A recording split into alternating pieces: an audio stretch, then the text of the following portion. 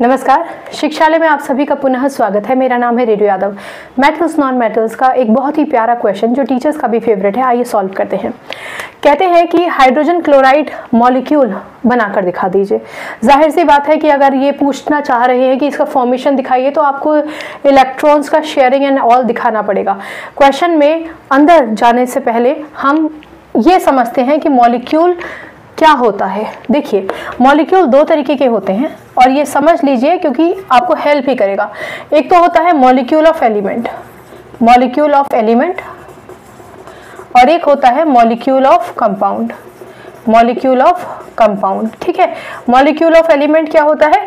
जब दो एक जैसे एलिमेंट्स कंबाइन कर दें, बिल्कुल सेम एक जैसे एलिमेंट्स कंबाइन करें। एलिमेंट हमेशा तब कंबाइन करेगा जब उसके पास शॉर्टेज ऑफ इलेक्ट्रॉन है और वो अपनी वैलेंसी स्टेबल करना चाहता है, अपना ऑक्टेट स्टेबल करना चाहता है या वैलेंसी कंप्लीट करना चाहता है। मॉलिक्यूल ऑफ कंपाउंड क्या होते हैं? इसका मतलब जब दो अलग तरीके के एलिमेंट्स कंबाइन कर देते हैं, बिल्कुल अलग तरीके के एलिमेंट्स कंबाइन कर दें। अब हाइड्रोजन एकदम अलग है, क्लोरीन एकदम अलग है, हाइड्रोजन की अलग प्रॉपर्टी है, सल्फर की अलग प्रॉपर्टी है, पर इन्होंने भी कंबाइन किया है। ठीक है, इलेक्ट्रॉन शेयर करके कंबाइन किया है। तो इस तरीके के जो मॉलिक्यूल्स होते हैं जहां अलग अलग तरीके के एलिमेंट का कॉम्बिनेशन हो, वो मॉलिक्यूल ऑफ कंपाउंड कहलाए जाते हैं, जिनको आप आम भाषा में कंपाउंड कहते हैं। ये मॉलिक्यूल ऑफ एलिमेंट कहते हैं जिनको आप आम भाषा में, क्योंकि इसको H2 लिखेंगे, इसको Cl2 लिखेंगे, तो ये डायटोमिक ट्राइएटोमिक कई हो सकते हैं। ठीक है, अभी हम उसमें नहीं जाएंगे। आप समझ गए मॉलिक्यूल का अंतर।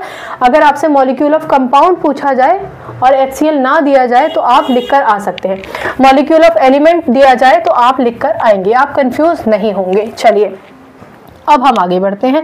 आगे का सफर हमारा बहुत अच्छा होगा, बहुत ध्यान से सुनिएगा। कुछ भी छूट जाएगा तो भाई आपका बेस कॉन्सेप्ट गड़बड़ा जाएगा। यहाँ हमारे पास दो चीजें हैं, एक तो है हाइड्रोजन और एक है हमारे पास क्लोरीन।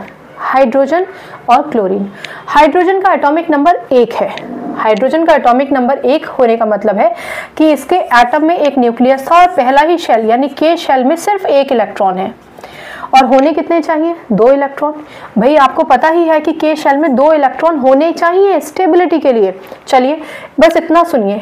क्लोरीन एटॉमिक नंबर 17, इसका मतलब इसके पास एक न्यूक्लियस है, पहला शेल के जिसमें 2 इलेक्ट्रॉन, दूसरा एल जिसमें 8 इलेक्ट्रॉन है, और जो लास्ट वाला शेल है एल एम जिसमें 7 इलेक्ट्रॉन है। इसमें 8 थे, इसमें 7, 1 2 3 4 5 6 और 7।